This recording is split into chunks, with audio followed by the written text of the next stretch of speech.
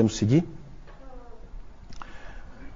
Então tá, vamos falar dos pais da igreja primitiva. Na verdade, a gente já vem falando dos pais desde o início, mas eu queria agora dar um apanhado geral sobre os pais. Quem são os pais? Quem são os pais da igreja primitiva? Gente, são um grupo de homens formidável, mas os seus escritos para nós soam estranhos e distantes.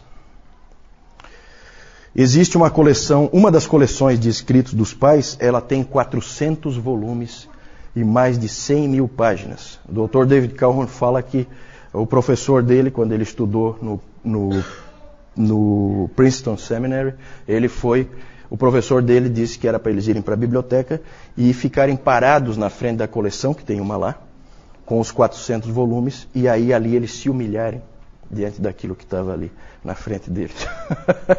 Ele disse, essa parte foi fácil, o difícil seria se ele tivesse dito para a gente ler aquilo ali. Mas é interessante, é muito escrito, gente, muito.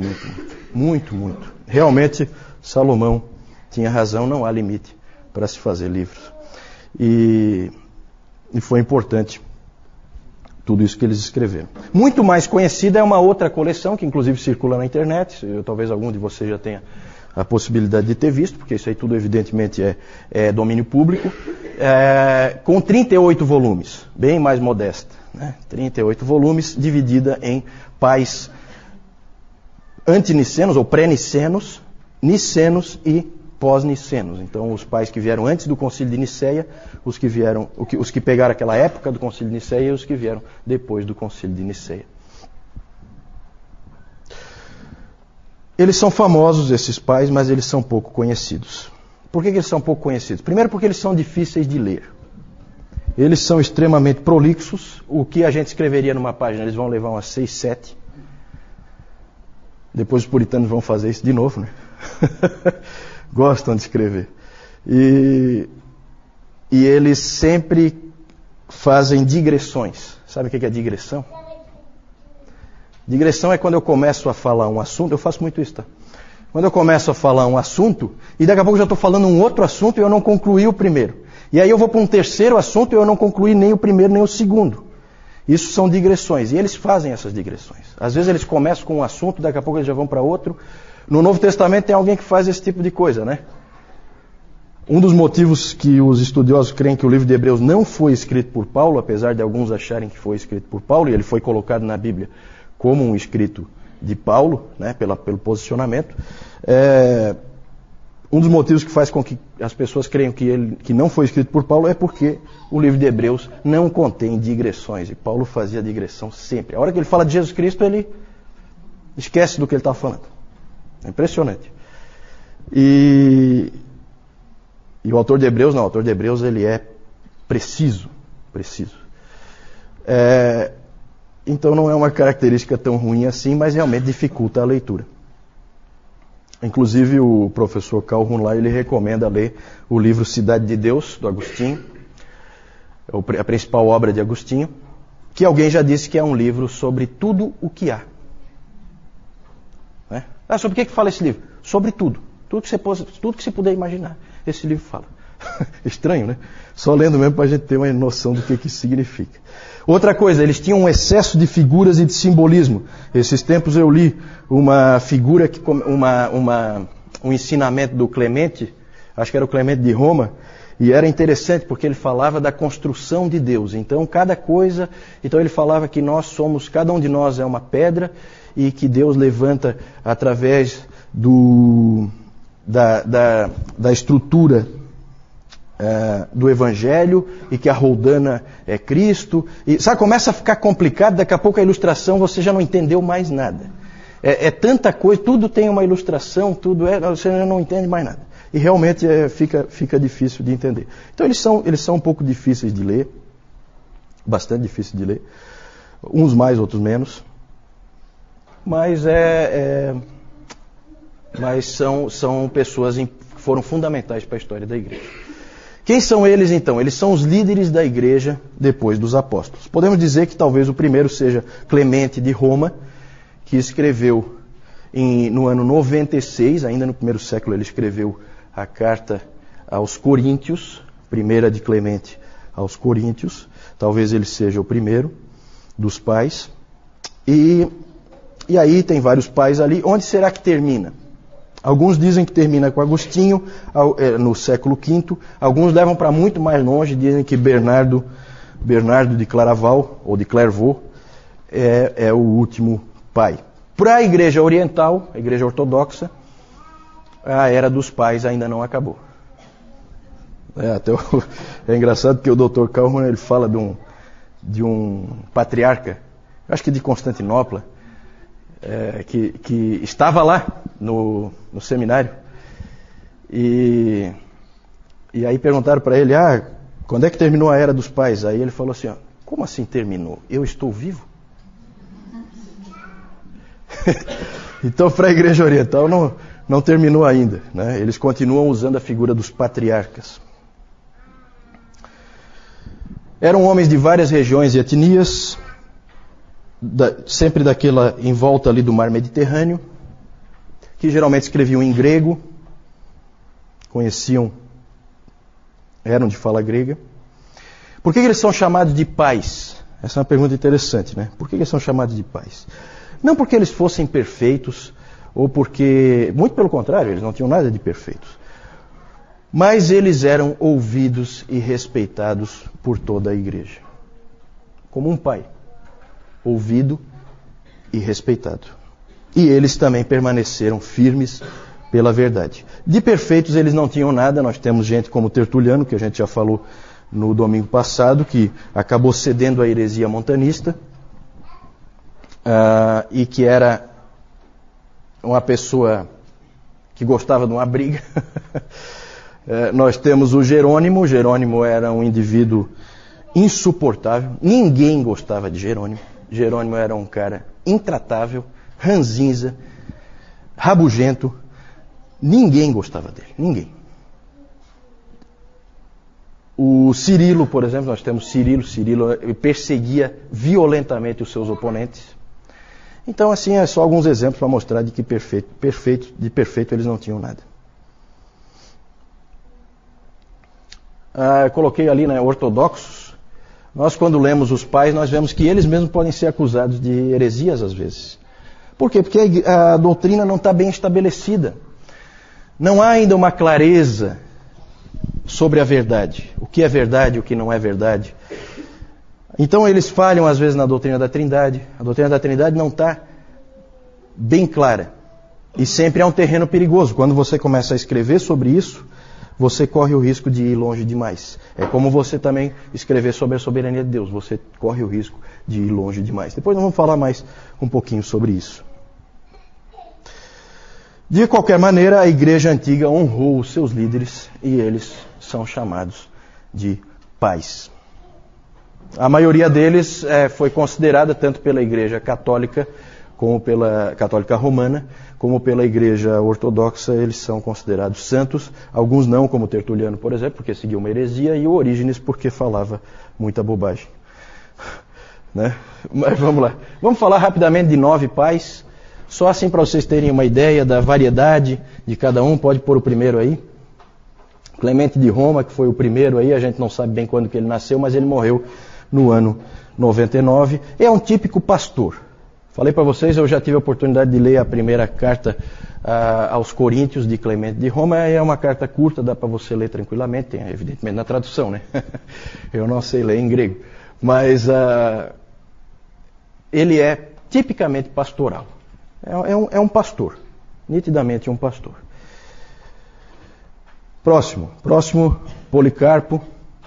Aí nós vamos colocar mais ou menos em ordem cronológica, e todos esses pais aí são do 2º, 3º século. 1º, 2º, 3º século, que é mais ou menos onde a gente está. Não conseguimos avançar ainda.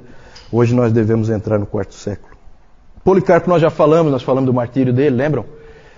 Ele foi bispo de Esmirna, conheceu pessoalmente o apóstolo João, isso é sempre uma coisa muito interessante. Ele foi discípulo de João, ele aprendeu com João. Isso é uma coisa bem marcante. E ele é famoso por aquelas palavras que ele disse quando ele foi martirizado. Famosas palavras: 86 anos eu servi ao Senhor e Ele nunca me falhou. Como poderia eu negar a Cristo, meu rei. E aí ele foi, vocês se lembram, ele foi condenado a ser queimado e o fogo não pegou nele, né? Teve que depois ser morto com uma espada, porque formou uma célula, o fogo envolveu uma célula em torno dele e ele não queimou. Próximo, Justino Mártir. Lembram onde é que a gente encaixou Justino Mártir? No domingo passado, alguém lembra? Nos apologistas, isso mesmo, Débora. Nos apologistas. Justino Mártir foi o principal apologista, é considerado principal apologista pelo fato de ter defendido a fé tanto contra os judeus como contra os pagãos. Ele, como o próprio nome já diz, Justino Mártir, dá para ter uma ideia de como é que ele morreu. Ele foi martirizado, senão o nome dele não seria esse, né? Ele tinha uma escola em Roma. Onde vinha muita gente aprender com ele, né? Lembrem-se que Paulo, lá em Atos, já aparece essa ideia das pessoas virem na casa do mestre e aprenderem com ele. O Justino Mártir tinha uma coisa parecida. As pessoas vinham e aprendiam com ele. Um dos alunos do Justino Mártir é esse seguinte aí, pode passar, Tassiano. Tassiano veio de longe, veio lá da Síria. Ele veio para estudar em Roma com o Justino Mártir. Ele era um cristão bastante radical. E ele é interessante porque ele começou a traduzir coisas para o siríaco. Ele escrevia em siríaco. Então começam a aparecer as primeiras traduções da palavra, né? Ele começa a traduzir para o siríaco porque ele foi para Roma, aprendeu com o Justino Mártir, depois voltou lá para a Síria. A Síria é um país que fica ali vizinho de Israel, né? Então logo assim a leste de Israel fica a Síria. Ele escreveu o Diatessaron. Diatessaron é a primeira harmonia dos evangelhos. Você sabe o que é uma harmonia dos evangelhos? Nunca ouviram falar? Hoje, se você quiser, você pode comprar uma harmonia dos evangelhos. O que é a harmonia dos evangelhos? É uma tentativa de fazer uma única história juntando os 4 evangelhos. Colocar cronologicamente os acontecimentos para que feche numa história só. Isso é a harmonia dos evangelhos. Algumas bíblias aí tem, né? Uma harmonia dos evangelhos, mostrando onde tem os textos paralelos, o que é que vem antes e o que é que vem depois.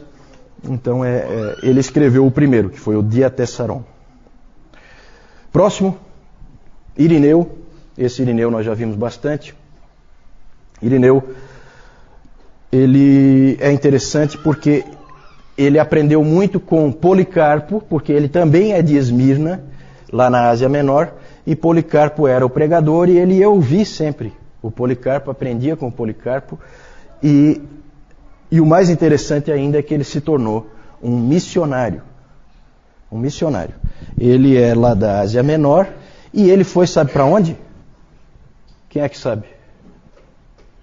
Lembra do nome dele? Irineu de Lyon. Onde é que fica Lyon? França.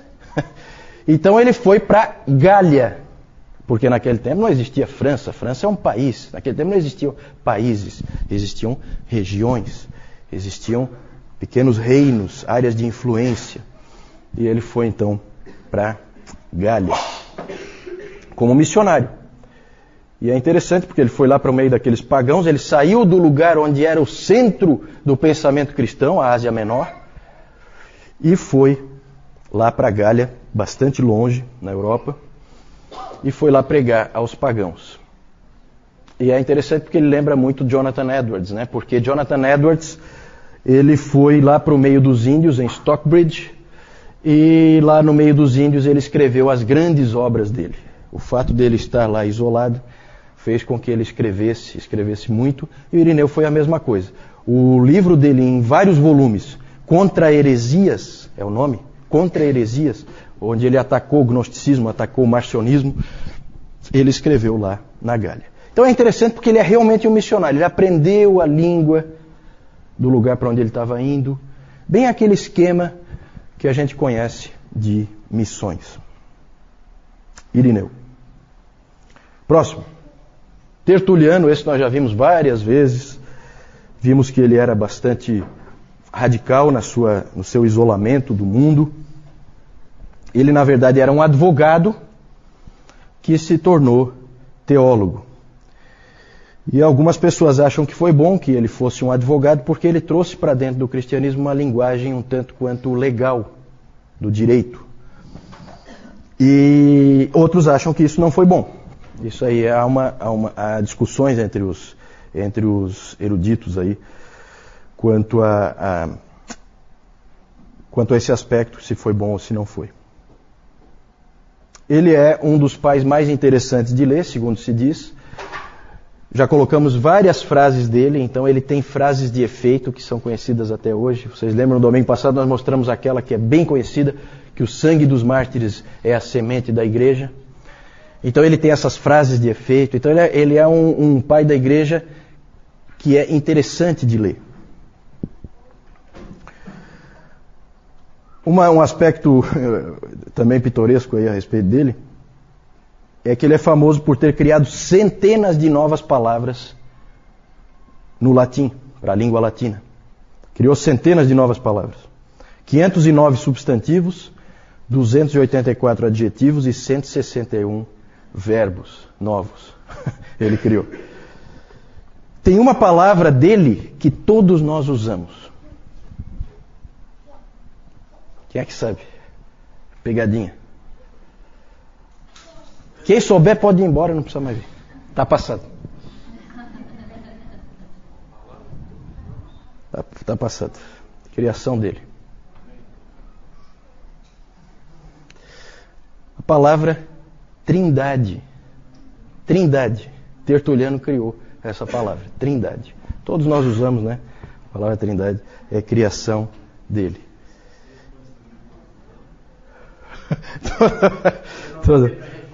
Todo mundo. Não, é rápido, é jogo rápido. Não vou dar o dia inteiro para tu ir pesquisar na internet. Não. Tem que saber, se não sabe, não sabe. Próximo. Clemente de Alexandria, já falamos dele também. Lembram que ele era vinculado a uma escola lá em Alexandria, famosa escola cristã, um tipo de um seminário. Ele foi aluno do Pantenos. Alguém lembra do Pantenos? Quem foi o Pantenos? Foi um professor dessa escola de Alexandria que ele foi para onde? Falei no domingo passado. Difícil de lembrar esses detalhes, né? Foi para a Índia, exatamente. Foi lá consolidar o trabalho do apóstolo Tomé. Foi missionário também. Então, e o Clemente tinha sido aluno dele. E o Clemente, todo esse pessoal de Alexandria gostava muito do conhecimento, inclusive do conhecimento pagão, dos filósofos, né? Aristóteles, Platão, todos esses grandes filósofos gregos. E o Clemente, vocês lembram que nós tratamos dele quando nós falamos dos apologistas, da questão também da tensão do cristianismo e da cultura. Nós vimos que Tertuliano exemplificava um tipo de postura e o Clemente exemplificava um outro tipo de postura, que é de receber essas coisas, claro, sob o Evangelho, nunca em mesmo grau de importância, mas usufruir delas.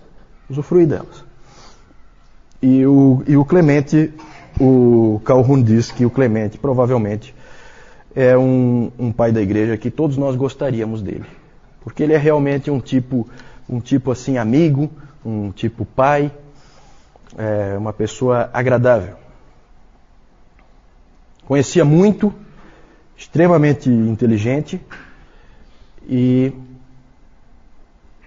foi professor também dessa escola em Alexandria. E agora nós vamos falar do sucessor dele, que é talvez mais genial que ele, mas que pisava na bola às vezes, que é o Orígenes. Orígenes é o sucessor de Clemente. Vejam que ele é mais novo, 35 anos do que o Clemente, e ele sucedeu o Clemente, então, na escola de Alexandria. Começou a escrever no ano 215 e escreveu livros sobre tudo que você puder imaginar. Ele escreveu livros apologéticos, ele escreveu comentário da Bíblia inteira, naquela época, e escreveu exposições bíblicas, e escreveu, interessante, o que se considera a primeira teologia sistemática. Ele é o primeiro a escrever uma teologia sistemática que é o livro dele sobre os princípios fundamentais. Todos têm sentimentos duvidosos em relação a Orígenes. Não existe santo Orígenes, tá? Por quê? Porque o que se diz a respeito de Orígenes é o seguinte: quando ele é bom, ele é muito bom. Mas quando ele é ruim, ele é muito ruim. Então essa é a frase-chave a respeito do Orígenes. Orígenes trouxe muitas coisas boas para a igreja, mas também trouxe umas doutrinas estranhas que ninguém engoliu. Alguém abre a Bíblia aí, por favor? O João disse que isso é um curso onde não se abre a Bíblia. Então, não falei, né? Então vamos abrir a Bíblia aí, em Atos 3:21. Aí vocês vão ver o tipo de coisa que começava a aparecer. Vamos ver uma das vezes em que Orígenes foi muito ruim. Atos 3:21. Alguém achou aí? Sam, lê para nós.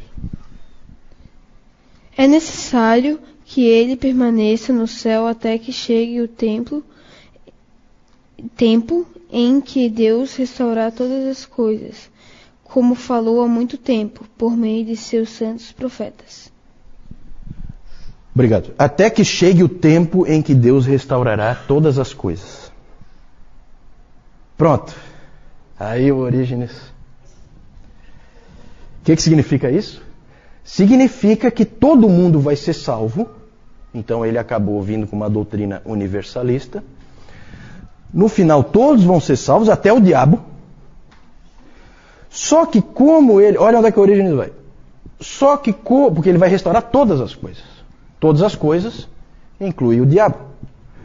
Então até o diabo vai ser salvo. E aí, olha como é que vai a elucubração, né? Muita imaginação esse rapaz. Aí, como todos têm livre-arbítrio, então tudo pode começar outra vez. Aí Satanás cai de novo, aquela coisa toda, né?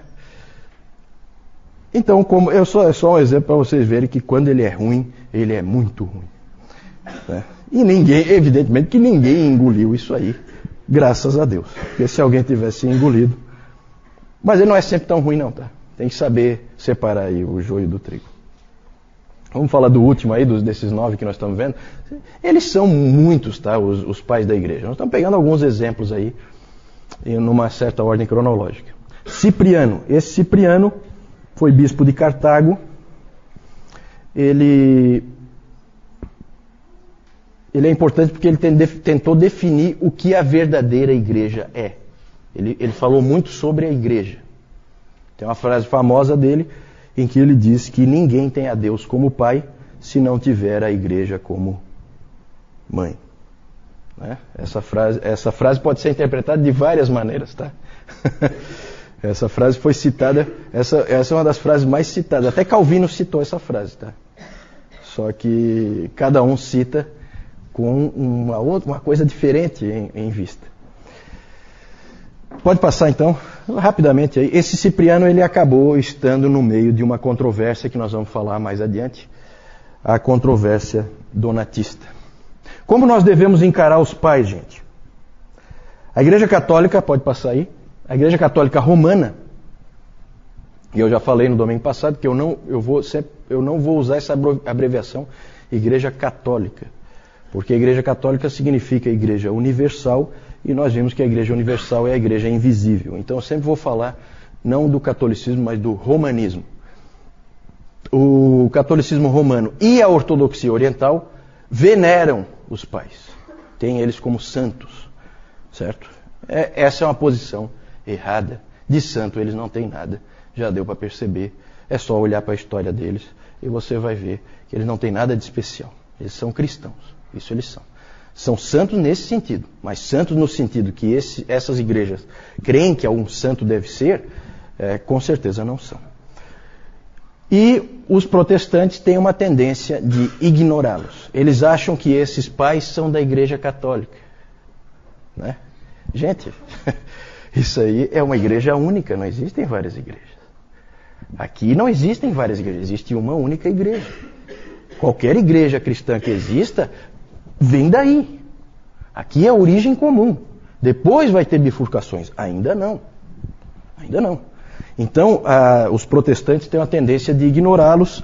O meio reformado dá uma colherzinha de chá para Agostinho, que eles gostam do Agostinho e tal, mas fica nisso, né?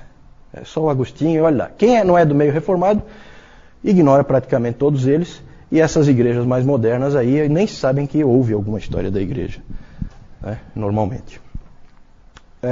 Pode passar? Qual é a posição adequada? A posição adequada nossa deve ser a seguinte: nós devemos olhar para eles como seres humanos que estavam algumas vezes errados, mas que foram frequentemente guias fiéis e que sustentaram a igreja e que colocaram a igreja no caminho certo e que foram usados por Deus para isso. Ok? Pode passar? Vamos ver aí então as figuras de alguns deles. É claro que essas figuras sempre são da arte, não existe fotografia, não existe nada disso. Provavelmente eles eram bem diferentes do que aparece ali, mas é interessante para a gente ver, né? Clemente de Roma, evidentemente, como Clemente de Roma foi um presbítero em Roma, e o principal presbítero em Roma, ele é chamado hoje de santo. E o que mais? Que característica foi dada depois para todos os bispos de Roma? Papa. Então você vai ver, Papa Clemente I. Né? Eu tenho certeza que ele abominaria esse título, mas é dado, né, a ele. É interessante porque, isso depois nós vamos falar, mas o catolicismo romano é engraçado, porque Pedro provavelmente não tem nenhum registro de que ele tenha sequer sido um presbítero em Roma. Ele era apóstolo, ele circula pelas igrejas. Ele não é um dos presbíteros. Então ele não é bispo de Roma, então ele não é o primeiro papa. Mas é aquela coisa, força-se, né? Na verdade é uma afirmação, essa afirmação de que Pedro foi o primeiro papa não é uma afirmação histórica, é uma afirmação dogmática. Para garantir uma certa doutrina, então se afirma isso contra todas as evidências históricas. Então ali, Clemente de Roma, Policarpo, Justino Mártir, Taciano, pode passar, Irineu, Orígenes e Cipriano, são os 9 que nós falamos, né? Eu não sei onde é que... A pergunta é sobre onde estão os escritos dessas pessoas. Na verdade, existem cópias, né? Como todos os livros antigos, existem cópias. E as cópias são muitas. Então você tem em vários lugares. O acervo do Vaticano deve ter cópias também. Alguns têm cópias mais antigas, outros têm cópias mais recentes. A maioria dos manuscritos antigos estão na Inglaterra. Já houve tempo em que a Inglaterra foi dona do mundo. O sol não se punha sobre o reino da Rainha Vitória.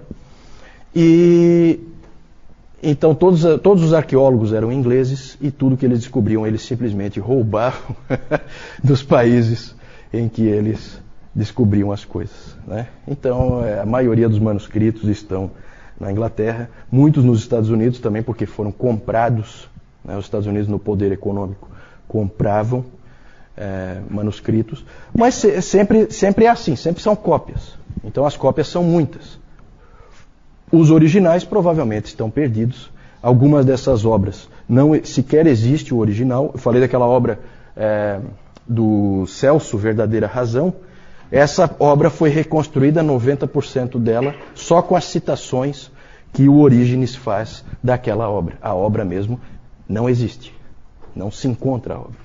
Então isso aí são tudo recursos históricos que se usam para reconstruir livros antigos.